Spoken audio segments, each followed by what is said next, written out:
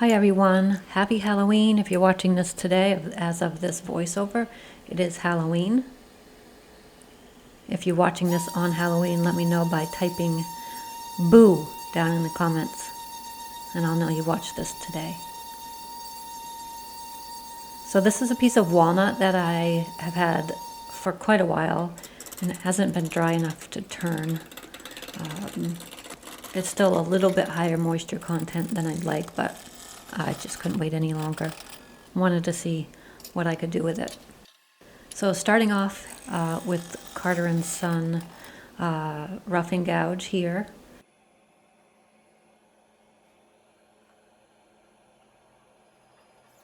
And after I got the corners knocked down a little bit with the sander, it was much easier to work with.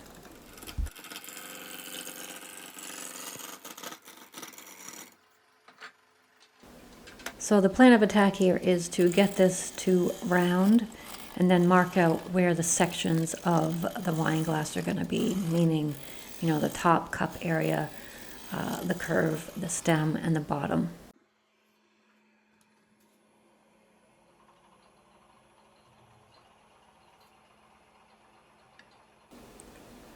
So I know a lot of the questions might be around, can you actually use this glass as a glass? And the answer really depends. The way I have finished the piece, it's more for a decorative piece, but the wood is sealed. If you were to use a type of epoxy on the inside of the glass, then it would probably last longer. I don't plan to drink out of it, but you can make it so you could actually use it. So sticking with the roughing gouge here, which is doing a great job, and you can see all of that figure in the walnut. Here I am using the skew chisel to make a tenon.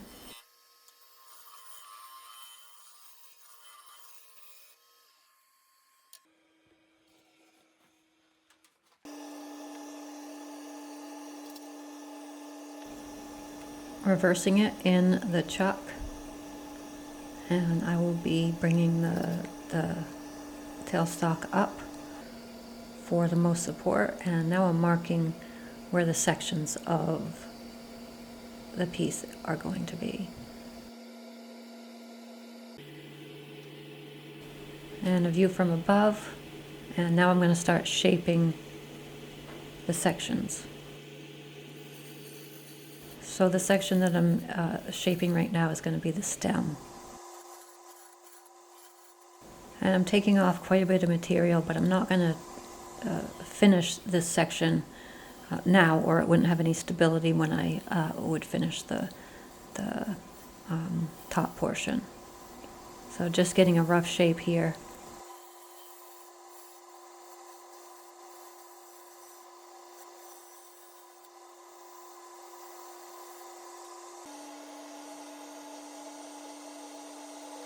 And in order to have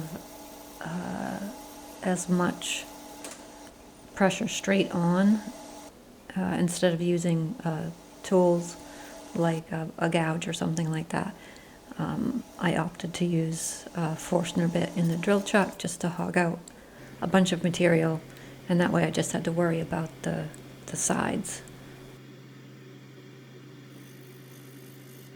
Putting too much pressure on something to hollow out that much material on something that's long like this, it can break the tenon.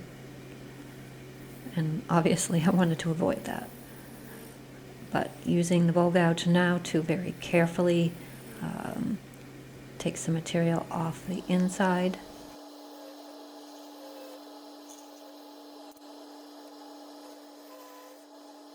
And now you can probably imagine why I left the stem really thick.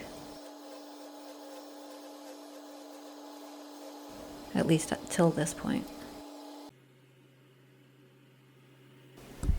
And if you're wondering what that round thing is in the top of the glass, it is a resin ball. I needed something to support it while I turned it, and I didn't have, usually a softer object would be better, like a tennis ball or something, but I didn't have one.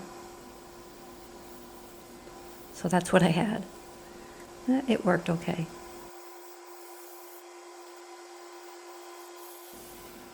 Hey, if you're not already subscribed to PF Woodturning, go ahead and hit that subscribe button.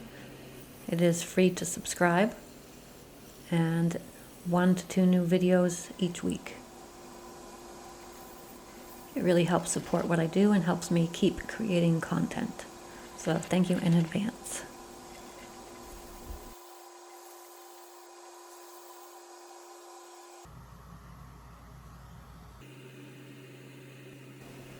And after the piece is at its general shape, I use the Carter & Son scraper to do some finalizing of the piece. If you've not tried Carter & Son gougers, scrapers, wood turning tools in general, I will link their website in the video description. Their tools are made in Seattle, Washington, and I highly, highly, highly recommend them. The sanding on this piece started at 80 grit and went to 320 grit.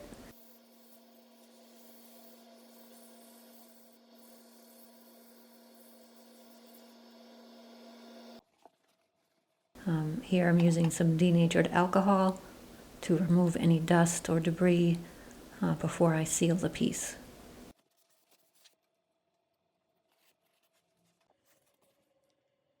And the sanding sealer here is mixed 70-30 with denatured alcohol.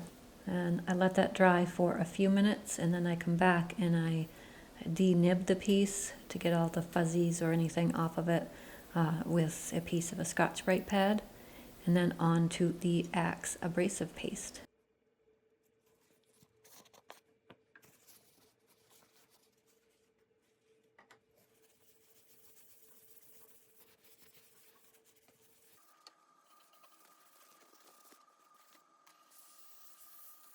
And the Axe paste is just as easy to use as you see.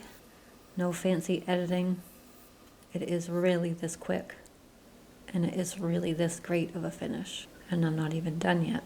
Step number 2 with the Axe is the polishing paste, which is my favorite part of the finishing process, which is probably why I always use too much of it. You don't need very much.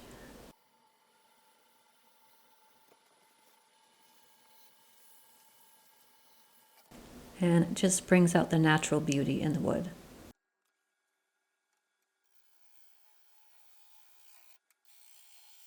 So here I'm using a Carter & Son parting tool to part the piece off, and I'm going to be very careful not to have it go flying.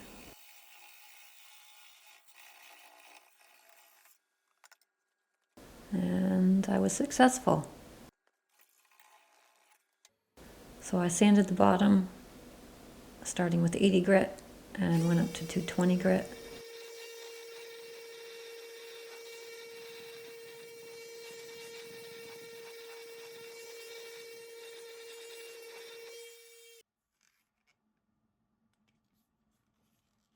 And then I used my branding iron to put my logo on the bottom.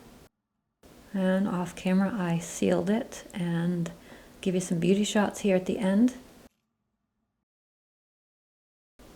Thank you so much for watching. I really do appreciate it. I've gotten some questions recently about how people can support the channel. There are some links in the video description if you want to check them out, and I will see you on the next project. Peace out.